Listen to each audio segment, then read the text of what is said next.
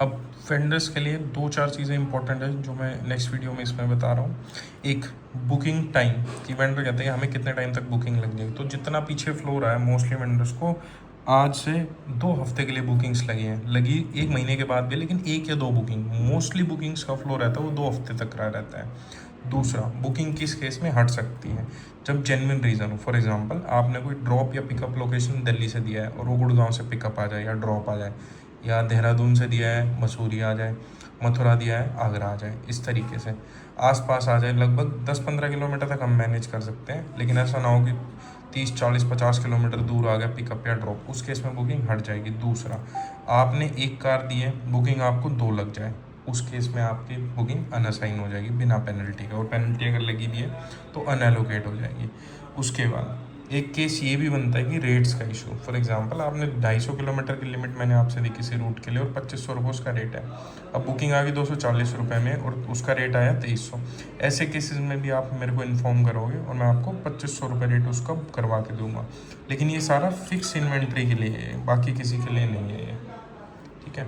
बाकी किसी बुकिंग्स के लिए हम मैनुअली इंटरवीन करना पड़ेगा, कोई ऐसा इशू तो मोस्टली फिक्स इन्वेंट्रीज के लिए उनके लिए है जो अपनी गाड़ी फिक्स रूट पे फिक्स कराना चाहते हैं अपने प्राइसिंग पे।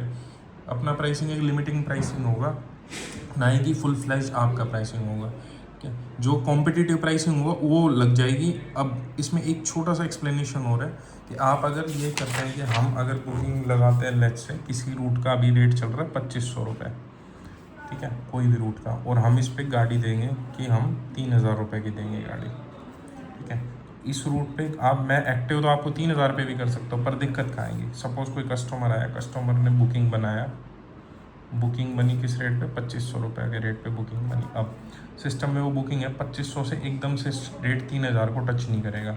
रेट पहले जाके 2550 भी होगा, फिर हो सकता है 2600 का हो जाए, 2800 का भी होगा, 2800 के बाद 2850 का भी होगा, ठीक है। तो जितनी बार रेट बढ़ेगा या चेंज होगा हर एक बुकिंग का, जिस केसेस में जहाँ जब उसको पिक नहीं कर रहे तो उस केस में अलग अलग वेंडर को ये ब्रॉडकास्ट भी होगा।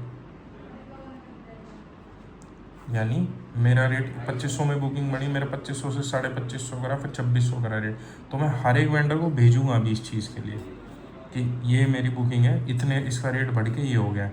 तो इस तरीके से करते करते बुकिंग आपके पास मान लो 2950, फिर 3000 का, तब आपका रेट टच करेगी। तो हो सकता है जब बुकिंग का रेट 2900 आया हो तब किसी और वेंडर ने पिक कर ली है बुकिंग, तो वो वेंडर इस बुकिंग को 2900 पे ही एग्जीक्यूट कर देगा, तो आपके पास बुकिंग कभी आएगी ही नहीं। तो आप देने को तो 6000 भी दे दो, पर पॉइंट ये है कि ये जिस रेट पे बुकिंग बनी हो वो इस रेट तक कब पहुंचती है, ये आपको देखना है मैम इस चीज़ को, क्या। तो रेट जो भी आप दो वो कॉम्पिटिटिव हो,